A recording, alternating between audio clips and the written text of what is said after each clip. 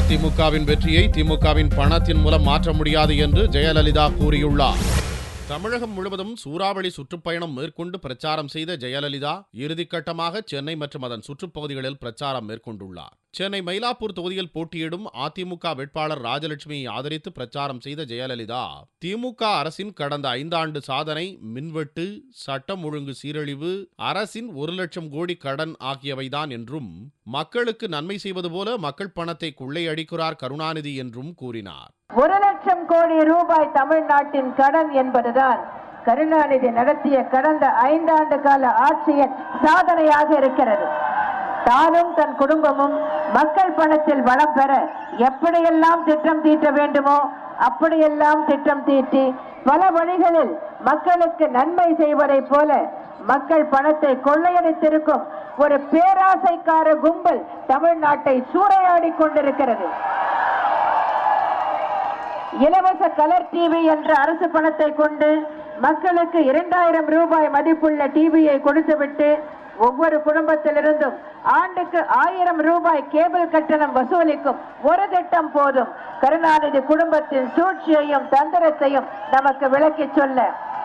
வாக்காளர் பெருமக்களே, சுதந்திர போராட்டத்தில் வெள்ளைக்காரர்களை எதிர்த்து நம் முன்னோர்கள் போராடியதை போல இந்த தேர்தல் களத்தில் கருணாநிதி குடும்பம் என்ற கொள்ளைக்கார கூட்டத்தை எதிர்த்து மீண்டும் ஒரு சுதந்திர போராட்டத்தை நடத்த வேண்டியது நம் ஒவ்வொருவர் முன்னும் இருக்கும் கடமை என்பதை உங்களுக்கு நினைவூட்ட விரும்புகிறேன். தேர்தல் நெருங்கும் சமயத்தில் பணத்தை கொடுத்து ஓட்டுகளை பெற்றுவிடலாம் என்று நினைக்கும் திமுகவின் சூழ்ச்சி நிறைவேறாது என்றும், தேர்தல் முடிவை பணத்தால் மாற்ற முடியாது என்றும் ஜெயலலிதா கூறினார். கடைசி நேரத்தில் வாக்காளர்களை எப்படியாவது மனமாற்றம் அடைய செய்ய வேண்டும் என்ற முயற்சியில் மழையென பணத்தை வாரி இறைத்துக் கொண்டிருக்கிறார். திமுகவிற்கும் அதன் கூட்டணி கட்சிகளுக்கும் மக்கள் வாக்களிப்பார்கள் என்ற மாய தோற்றத்தை உருவாக்க நினைக்கிறார் கருணாநிதி. திமுகவினரின் பணபலத்தை கண்டு நம்முடைய கழக உடன்பிறப்புகளும் கழக வேட்பாளர்களும் கூட்டணி கட்சிகளின் தொண்டர்களும் வேட்பாளர்களும் மலைத்து போக வேண்டாம், இதனால் கலக்கம் அடைய வேண்டாம் என்று அவர்களை கேட்டுக்கொள்கிறேன். திமுக தோற்பது உறுதி. என்னதான் பணத்தை கொட்டினாலும் மக்கள் மனதை மாற்ற முடியாது. மீண்டும் அதிமுக ஆட்சி அமைந்தால் ரவுடியிசம் அடியோடு ஒழிக்கப்படும் என்றும், தனியார் பள்ளி கல்வி கட்டண பிரச்சினைக்கு முத்தரப்பு குழு ஒன்று அமைத்து முடிவு காணப்படும் என்றும் ஜெயலலிதா உறுதியளித்தார். கழக ஆட்சி அமைந்தவுடன் உங்களின் அனைத்து பிரச்சனைகளையும் தீர்த்து வைக்க உரிய நடவடிக்கை மேற்கொள்ளப்படும் என்பதையும் தெரிவித்துக் கொள்கிறேன்.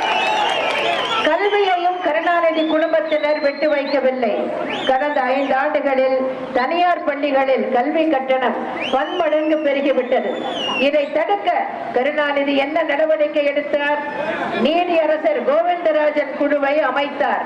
அந்த குழுவும் தனது அறிக்கையை அளித்தது. அந்த அறிக்கையை வைத்து தனியார் பள்ளி நிறுவனங்களிடம் வசூல் வேட்டை தான் நடத்தப்பட்டது. ஏழை எளிய பெற்றோர்களுக்கு இதனால் எந்தவித பலனும் கிடைக்கவில்லை. கூடுதல் கட்டணம் கட்டியதுதான் மிச்சம். கூடுதல் கட்டணம் கட்டியதன் மூலம் பெற்றோர்களுக்கு இழப்பு, கருணாநிதி குடும்பத்திற்கு கப்பம் கட்டியதன் மூலம் பள்ளிகளுக்கு இழப்பு. பயனடைந்தது கருணாநிதி குடும்பம் மட்டும்தான். மொத்தத்தில் கல்வி கட்டண குறைப்பு கண்துடைப்பாகிவிட்டது. கழக ஆட்சி அமைந்தவுடன் ஒரு முத்தரப்பு குழு அமைக்கப்பட்டு கல்வி கட்டணத்தை குறைக்க நடவடிக்கை எடுக்கப்படும் என்பதை தெரிவித்துக் கொள்கிறேன். அதிமுக கூட்டணியில் போட்டியிடும் அனைத்து கட்சிகளையும் வெற்றி பெற செய்ய வேண்டும் என்று பிரச்சாரத்தின் போது ஜெயலலிதா வேண்டுகோள் விடுத்தார்.